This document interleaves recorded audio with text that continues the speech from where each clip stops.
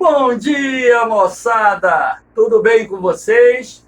Aqui quem vos fala é o professor Eugênio Bastos, canal Geogênio, a serviço dos alunos que gostam de estudar e passar em concursos. Moçada, no nosso encontro de hoje, iremos analisar a prova do Colégio Naval realizada em 2020. Então, faremos aqui a correção da prova, uma prova comentada. Lembrando ainda que o Colégio Naval possui uma prova de alto nível para alunos de 9º ano e 1º ano que estão se preparando para esse concurso. Então, vamos lá, moçada. Fiquem atentos para que nós possamos analisar de uma forma bem clara e objetiva essa prova do Colégio Naval. Aqui nós temos o processo de industrialização intensificou e acelerou as mudanças na organização espacial do mundo e do Brasil. Se no contexto interno as condições favoreciam a industrialização, o mesmo ocorria no plano internacional. A industrialização brasileira tomou corpo a partir dos anos 1930. Nesse sentido, assinale a opção correta sobre o processo de industrialização brasileira. Vamos ver o que está errado na alternativa A. Antes dos anos 1930, não houve condições para se iniciar a industrialização nacional. Lembrando que a industrialização do Brasil começa lá no século XIX. E lá nós tivemos a Tarifa Alves Branco e também a Era Mauá como os dois fatos mais importantes que contribuíram para o desenvolvimento da indústria em nosso país. Há de se destacar ainda o papel exercido no transcurso da Primeira Guerra Mundial, que para muitos deu origem à primeira fase de substituição das importações. Portanto, o que está assinalado em vermelho é um erro já contido na afirmativa. Especialmente pelas imposições da conjuntura internacional. A Primeira Guerra Mundial, 1914-1918, e a quebra da Bolsa de Nova York, 1929, impossibilitaram a produção de qualquer tipo de manufatura dentro do país? Claro que não. A Primeira Guerra Mundial, de certa forma, impulsionou o desenvolvimento da atividade industrial no Brasil. Até mesmo porque a escassez de produtos industrializados no mercado internacional e os elevados preços desses produtos criavam uma lacuna que foi preenchida, em parte, pela indústria nacional. No transcurso da Primeira Guerra Mundial, o Brasil vai registrar um surto de industrialização apoiado não só na necessidade de produzir internamente aquilo que não conseguíamos comprar no mercado internacional, ou porque os produtos estavam em falta, ou porque esses produtos eram muito caros. A letra B. A utilização do termo substituição das importações relaciona-se ao fato de o crescimento industrial brasileiro subordinar-se às conjunturas internacionais, ou seja, às relações externas, às duas grandes guerras mundiais, às oscilações dos mercados de capitais externos e às taxas de juros internacionais. Quando nós analisamos o processo de industrialização brasileiro, iniciamos a abordagem do assunto destacando o modelo de industrialização do Brasil. o Brasil, assim como outros países em desenvolvimento, apresenta uma industrialização do tipo substitutiva, tardia e apoiada no capital internacional. Até a década de 1980, o modelo de substituição das importações vigorou em nosso país em função desses fatores apresentados na afirmativa B, que contém, assim, a resposta certa da questão. Vamos ver o erro da C. Somente a partir do primeiro governo Getúlio Vargas, 1930-45, o processo industrial nacional se consolidou. Somente, cuidado, hein?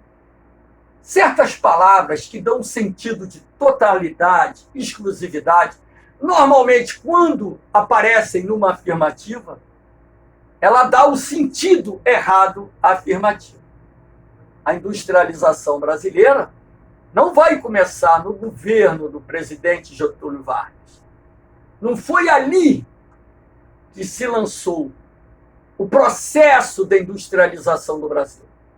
Sabemos que, durante o governo Vargas, tivemos a participação do Estado no desenvolvimento da infraestrutura de transporte, energia, na criação de inúmeras empresas estatais, a Vale do Rio Doce, por exemplo, a Companhia Siderúrgica Nacional, a Fábrica Nacional de Motores e tantas outras empresas que foram de grande importância para o desenvolvimento do país, foram criadas no governo Vargas. Mas não foi somente a partir do governo Vargas que se estabeleceu as condições mínimas necessárias para o desenvolvimento da indústria em nosso país.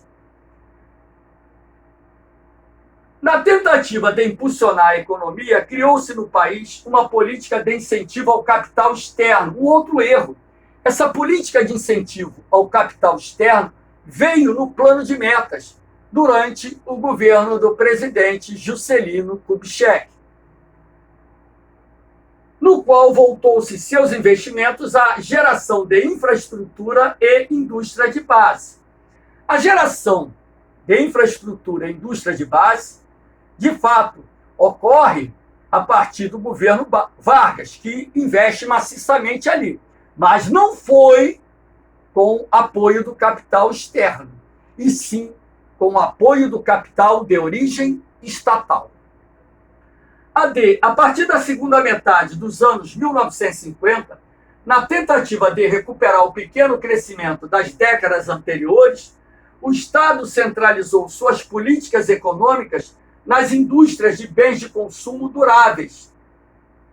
Essa ação consolidou um forte dinamismo no segundo setor até os anos 1980.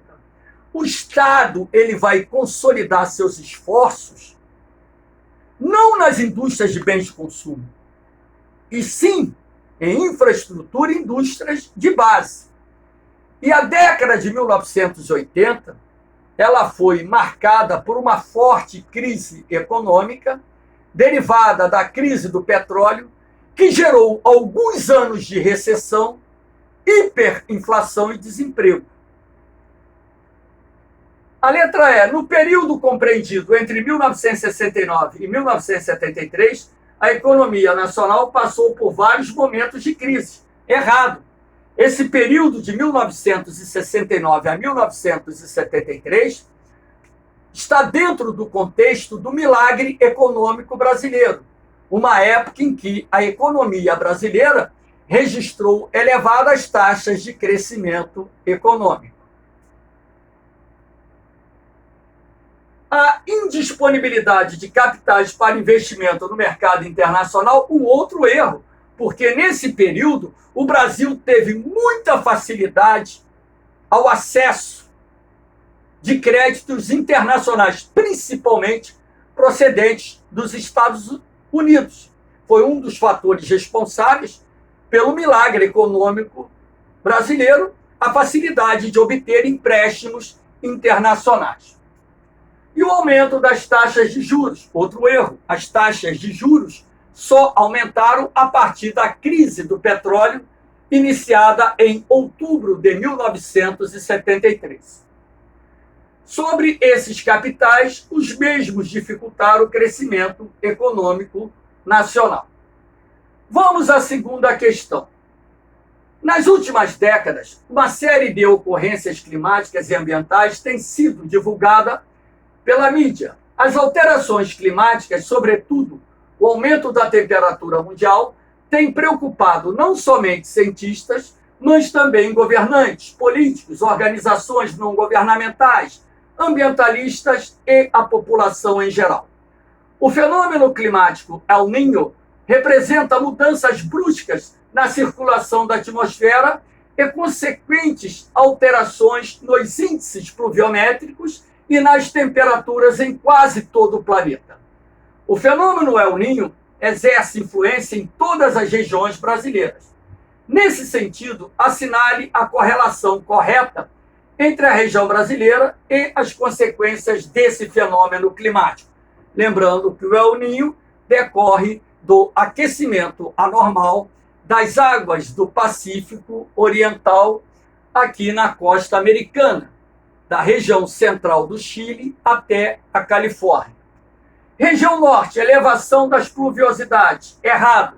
Você tem uma redução do índice pluviométrico nas Amazônias setentrional e oriental. E redução dos incêndios florestais. Errado. Aumento dos incêndios florestais. O período de estiagem, a menor incidência de chuvas, cria condições para que os incêndios florestais, sobretudo aqueles que ocorrem em função das queimadas, acabem atingindo maiores proporções. Região Nordeste, a estação chuvosa se prolonga. Errado. Quando o El Niño se manifesta, nós temos uma estação seca muito forte no sertão nordestino. E dependendo da intensidade do El Niño, essa seca pode atingir o Agreste e até a zona da Mata Nordestina. Professor, por que temos uma estação seca quando o El Niño se manifesta? Porque se forma um centro de alta pressão atmosférica no sertão que impede a chegada de umidade do Oceano Atlântico e como nos centros de alta pressão o ar exerce o movimento de subsidência-descida, impede a formação de nuvens. C. Região Centro-Oeste, chuvas torrenciais e quedas bruscas de temperatura. Errado. A região Centro-Oeste ela fica praticamente numa situação de neutralidade, com as médias de temperatura e precipitação dentro daquilo que nós consideramos normal. Região Sudeste, elevadas pluviosidades durante todo o ano. Errado. A região Sudeste também é pouco afetada pelo fenômeno do El Niño. E quedas bruscas de temperatura. Errado. Quando o El Niño se manifesta, as temperaturas médias ficam um pouco acima da média. Então, a resposta certa, a letra E, região sul, maior ocorrência de chuvas e elevação da temperatura. O El Niño provoca chuvas torrenciais lá no sul do Brasil, que causam transtornos, inundações, queda de barreira, destruição de lavouras, enfim, prejuízos enormes aos municípios, estados e produtores rurais daquela região. Vamos à questão 3. Desde a Revolução Industrial, a geração de energia possibilita intenso desenvolvimento tecnológico, social e econômico, diferenciando e valorizando os lugares na medida em que proporciona distintos usos aos territórios. Mas, além de desenvolvimento, a geração de energia pode causar danos ambientais. O crescimento da oferta e do consumo energético no Brasil possibilitou o conforto a parte da sua população. No entanto, também acabou gerando alguns problemas de cunho ambiental. Nesse sentido, assinale a opção correta. O petróleo, fonte de energia primária renovável, já descarta. O petróleo é uma fonte de energia não renovável. tem prazo de validade e é mais consumida no país. Tem no estado do Rio de Janeiro a sua maior produção, correto.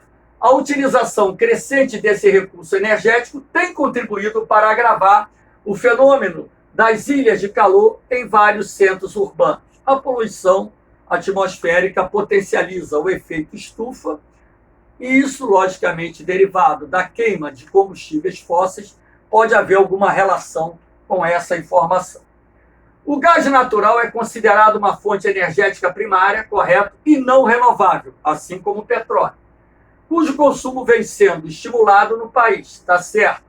Ao contrário do petróleo, aquela fonte energética é considerada a mais limpa, correto?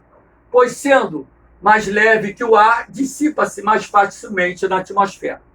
A poluição causada pela queima do gás natural é muito inferior à poluição causada pela queima de combustíveis fósseis derivados do petróleo.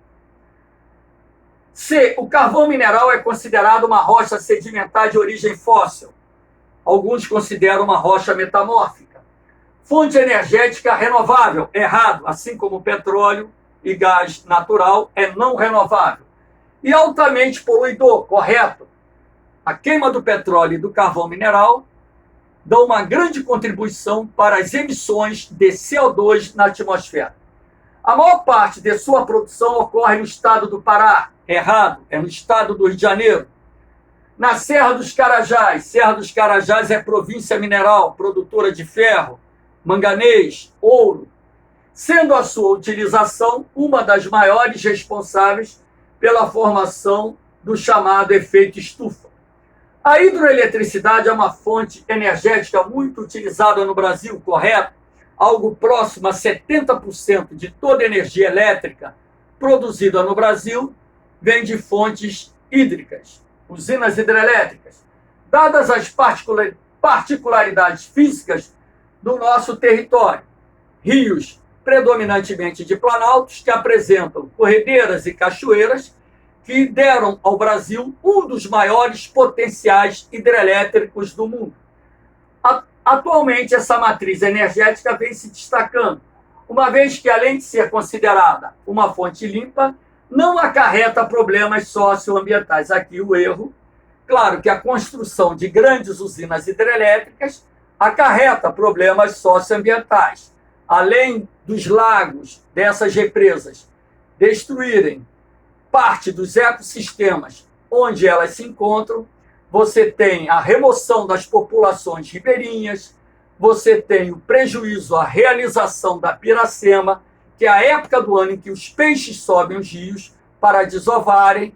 Enfim, você tem vários impactos socioeconômicos relacionados à construção de grandes hidrelétricas, assim como os impactos ambientais. O uso da biomassa como fonte de energia renovável e que não causa poluição, não tanto quanto a queima dos derivados do petróleo, mas polui. E desequilíbrio ambiental, claro que causa desequilíbrio ambiental.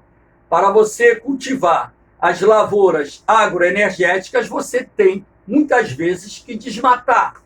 Isso, logicamente, contribui para a destruição dos ecossistemas. Vem crescendo no país. No entanto, o seu elevado custo ainda é um forte empecilho à sua produção. Errado. O Brasil é um dos maiores produtores mundiais de biocombustíveis, tanto o etanol como o biodiesel. Fato que torna viável apenas em grandes centros urbanos? Claro que não. Olha apenas aqui um outro erro. Como nas regiões metropolitanas da região sudeste. Os biocombustíveis são utilizados Brasil afora. Vamos à quarta questão. O desenvolvimento econômico dos países relaciona-se ao seu sistema de transporte.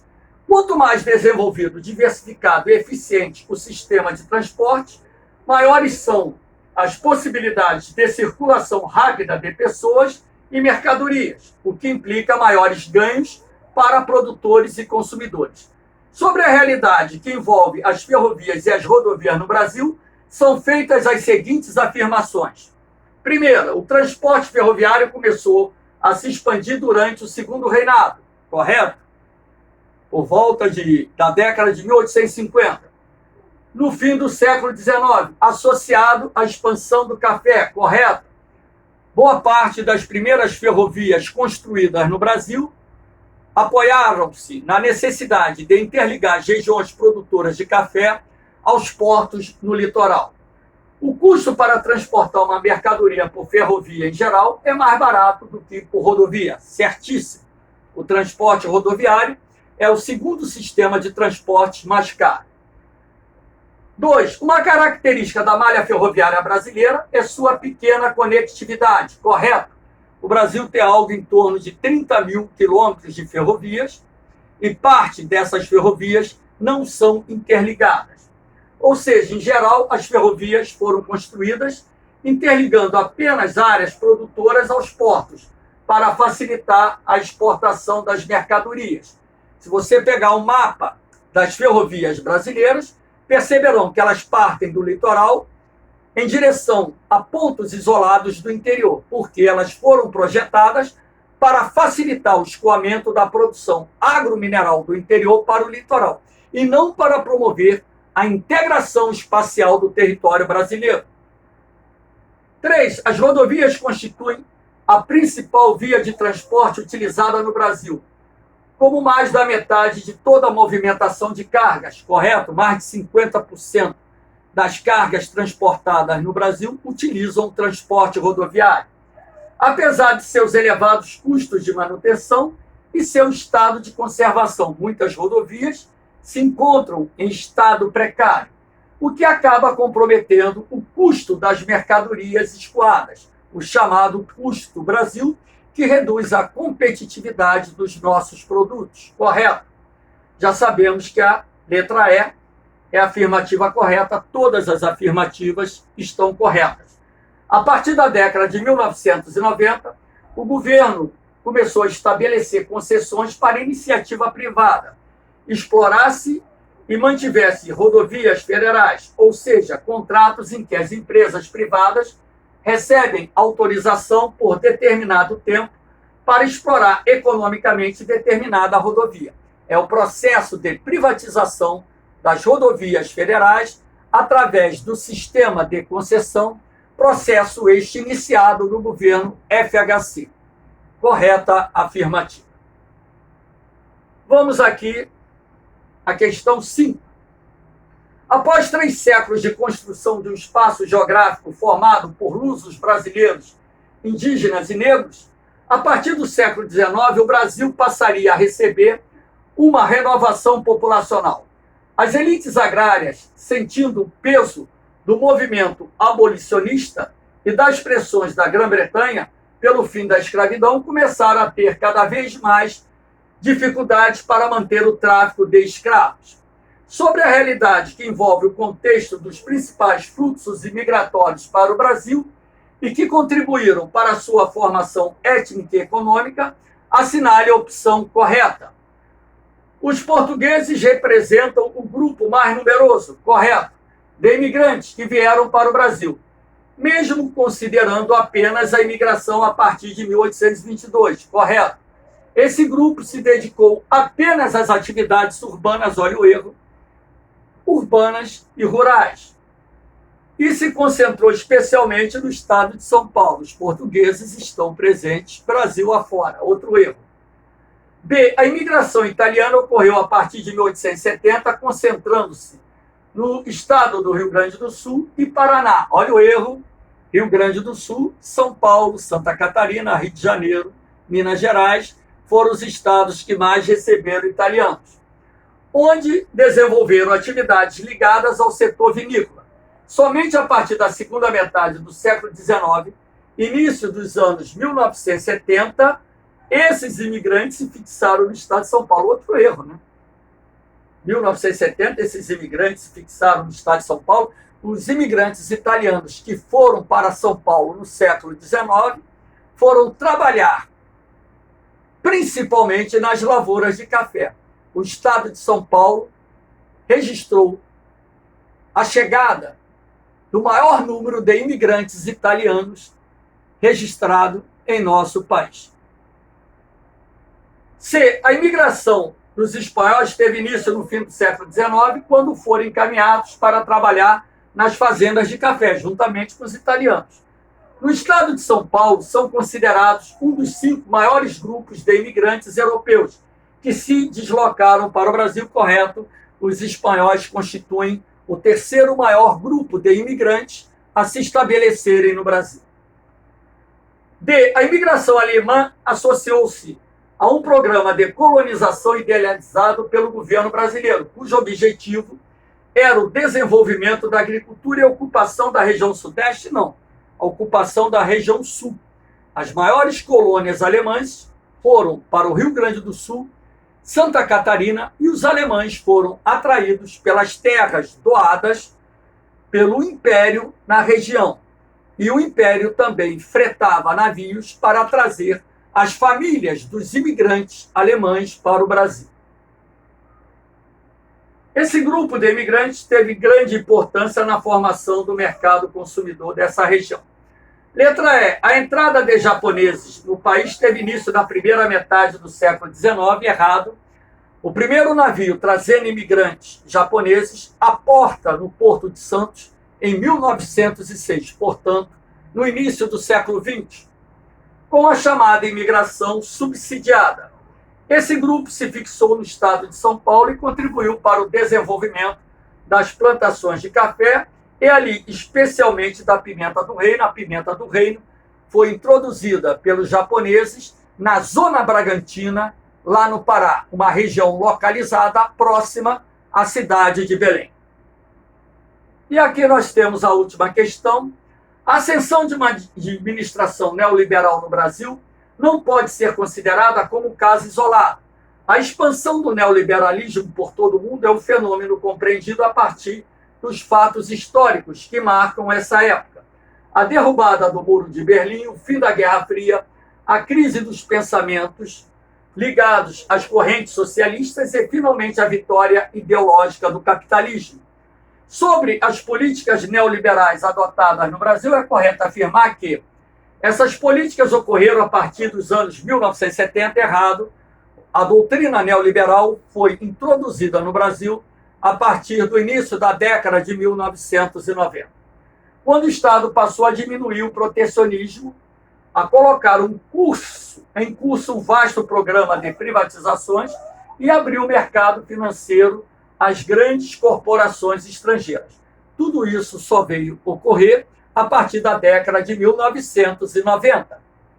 B. A adoção de tais políticas foi associada ao êxito no controle do processo inflacionário. Olha o Plano Real, criado por Fernando Henrique, que era ministro de Itamar Franco, conquistado pelo Plano Real, implementado por Fernando Henrique Cardoso e baseado na valorização da moeda brasileira.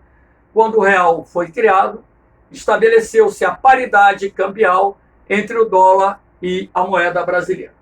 C. A mudança cambial ocorrida a partir do início dos anos 90, aliada a uma maior taxa dos produtos estrangeiros, pelo contrário, a taxação de produtos importados na década de 1990 diminuiu, até mesmo porque o neoliberalismo ele apoia-se na política de liberação dos mercados, abertura dos mercados.